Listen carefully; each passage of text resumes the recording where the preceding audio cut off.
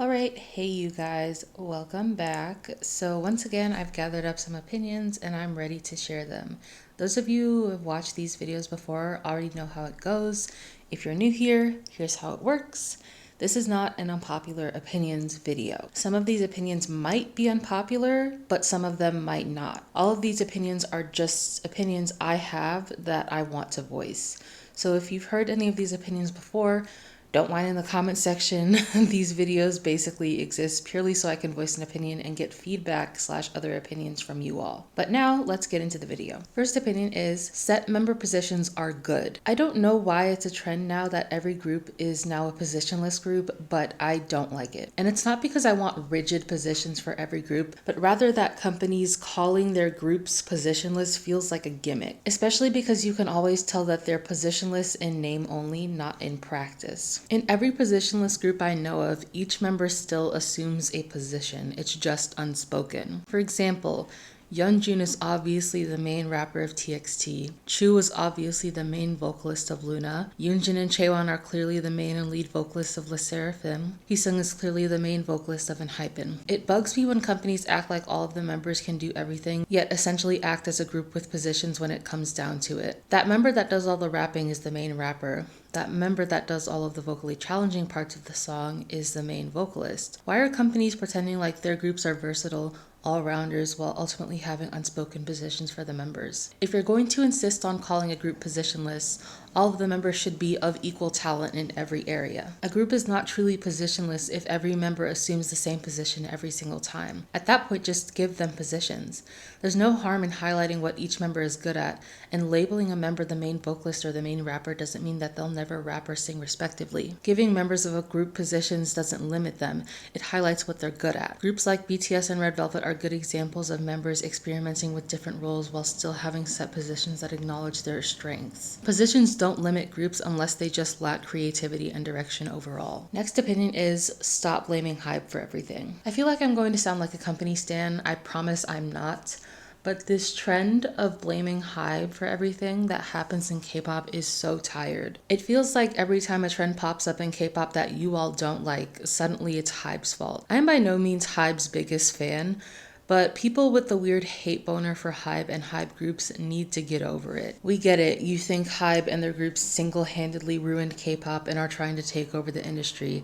Just keep your conspiracy theories to yourself. No one is saying that you have to like HYBE, you can even hate them for all I care. Just stop being dramatic and accusing them and their groups of everything under the sun. Next opinion is making Yoonjin's comment about a ceasefire seem like it was about Palestine was nasty. So a while ago, Yoonjin was being commended by K-pop Twitter for supposedly supporting a ceasefire in Gaza. The reality of this situation is that Yoonjin was reading a quote from a book that happened to have the word ceasefire in it, and somehow people interpreted this as Yoonjin supporting the ceasefire. To take this and frame it as Yoonjin supporting Palestine is gross and gives very strong grifter energy on the part of Fear Nots who took this and ran with it. Leveraging a genocide to gain Yoonjin clout on K-pop Twitter is gross. And this is exactly what you all did, because there's no way you could have possibly made a mistake and misinterpreted what Yoonjin said, because in the full clip, Yoonjin never mentions Palestine or the genocide in Gaza. She literally just flips to a random page of a book and starts reading.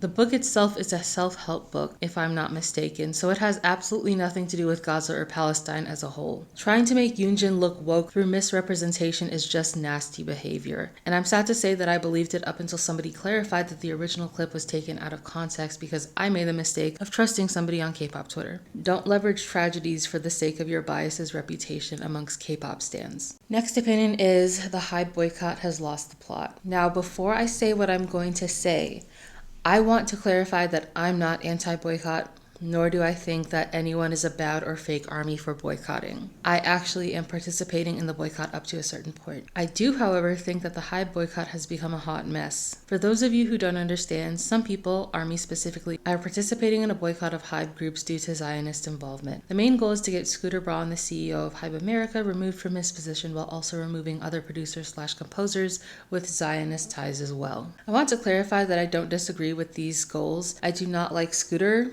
at all. all, and I have been familiar with him and his antics since I became a fangirl as a teenager, and he was managing American artists. I also am extremely disturbed with the individuals Hype has decided to associate with, but I don't think the boycott is having a significant impact right now. Also, the primary goal of the boycott is kind of temporary. The goal ultimately is to get Scooter removed. And then what? He's just going to go somewhere else and spread his Zionist message there. He's a big name in the music industry. He will find somewhere else to go if removed from Hype. So yeah, he may not be our problem anymore, but he'll be somebody else's headache. On top of that, I just can't help but point out that a lot of pro-boycotters have distracted from boycotting by fighting with other fans who don't want to boycott. And I'm not saying anti-boycotters are innocent, because a lot of them are extremely hostile. But fighting with anti-boycotters has gained more attention than the actual boycott. If you want to boycott, you're just going to have to accept that there are fans who aren't going to boycott. That's literally boycotting 101. Yeah, you can try and recruit people, but devoting as much time and energy to arguing with anti-boycotters as is seen in this case is a distraction. And lastly, I feel like more effort should be placed on getting people to donate to nonprofits / GoFundMes directly helping people in Gaza. The main reason behind all of the boycotts currently happening right now is to get people to reject Zionism and push for a ceasefire in Gaza and a free Palestine overall. Armies are really good at donating, and donating has a direct effect on the lives of people in Gaza. If the goal is ultimately to support a free Palestine, it makes sense for more emphasis to be placed on donating and spreading resources to directly help Palestinians. Removing Scooter Braun should be lower on the list of things to do, because removing him doesn't have a direct or even secondary impact on the lives of people living in Gaza. My overall point is, I just think the boycott has been handled poorly, and I feel like it's losing steam because there's so much fighting going on. On top of that, or as a result of that, it really isn't widespread enough to be effective right now in terms of making Hype do something. And I think the fighting and the moral debates happening as a result of the boycott are doing way more harm than good. Next opinion is, boy groups are borderline unlistenable. I know this has been said a million times, but I have to say it again because it is just genuinely baffling how unappealing 95% of boy groups are. The concepts are the same, the music is unlistenable. It's no wonder why nobody listens to boy groups anymore. What happened to making, I don't know, good music? Why does the focus seem to shift to making the noisiest song possible, who can wear the most black, and who can rap in the deepest voice? Plus, the concepts are almost indistinguishable from each other. It's always some variation of the bad boy concept, and I can't even begin to express how boring it's gotten. Boy groups are circling the drain because they're just not interesting. The music is bad, but not even bad in a way that it's attracting attention because it's so bad. Nobody wants to listen to the noisy ass music they make or see them do the bad boy concept for the 4 millionth time. For a while, boy group music was like a car crash. It was so shocking and terrible that we just couldn't look away. But now it's not even fun to criticize it anymore because it's been going on for so long. Nobody's laughing at what a train wreck the state of boy groups is in anymore because the music has been so consistently bad for so long that we've all gotten used to it. When I think about what songs I would recommend to a person getting into K-pop for the first time, I think of BTS songs, maybe some ENHYPEN and TXT, and then exclusively girl groups. Girl groups are palatable without being boring. Red Velvet, IVE, New Jeans, etc. all release unique and fun music and concepts while still being palatable. People unfamiliar with K-pop can listen to their songs and find themselves liking them, while boy group music is only appealing to one demographic, and that is K-pop boy group stans. I literally can't think of a demographic outside of the existing boy group stans that actively listen to music from most K-pop boy groups. The only boy groups even remotely reaching a wider audience right now in the 4th and 5th gen are Zero Base One and Rise. Meanwhile, everyone listens to K-pop girl groups. K-pop boy groups and their music have become such an acquired taste that it's like having a face only a mother could love. Next opinion is, idols can and should be criticized for promoting dieting / unhealthy eating practices. I've talked about diet culture in K-pop before, and I empathize with idols who are forced to diet in order to maintain a certain physique. However, I draw the line at idols promoting their own diets to fans / the general public. Telling your fans to barely eat or not eat at all in order to lose weight is irresponsible and inappropriate. Idols, whether you agree with it or not, are symbols of beauty and should recognize their influence and know better than to promote what essentially amounts to an eating disorder. And I know some people are going to scream in the comments about how idols aren't responsible for the actions of their fans or whatever. And while this is true to some extent, they still shouldn't promote unhealthy eating habits. Not only because they're unhealthy, but because they're idols, not doctors or nutritionists. None of them should be giving us advice on how to diet to lose weight. Ultimately, it's just not a good idea for them to share dieting tips with their fans. It's just not an appropriate thing for an idol to be doing. Next opinion is, stop pretending like you all have always loved BTS's Korean discography. K-pop fans love to act like BTS's music started going downhill after Dynamite was released and their English releases tanked their discography. I've been in ARMY for years now, and I know for a fact you all are trying to rewrite history. K-pop fans have been complaining for years that BTS's music was going downhill. The North remembers how you all treated them when they released Boy With Love and DNA. Hell, there are tweets from 2015 about you all whining about their music. Let's stop acting like you all loved their music the whole time, and it was only when they started releasing English songs that their music got bad. BTS has hundreds of songs, and only a handful of them are in English. They have 7 years worth of an exclusively Korean language discography, and you all complained about their music going downhill for most of those 7 years. Let's stop pretending like their English releases are the problem, and not that you all just like to complain about everything and anything when it comes to BTS. Had BTS never released Dynamite, Butter, or PTD, God knows you all would have found something else to complain about. Hell, you would probably be complaining that they hadn't released an English song yet. Stop acting like their English releases are the problem. Nothing they release in any language will be good enough for some of you. Move on. Next opinion is, Twice have become conceptually boring. Before you jump me, let me state that opinion again in case you didn't hear me properly. Twice have become conceptually boring. The music is fine. My issue is that their last couple of comebacks have had basically no concept.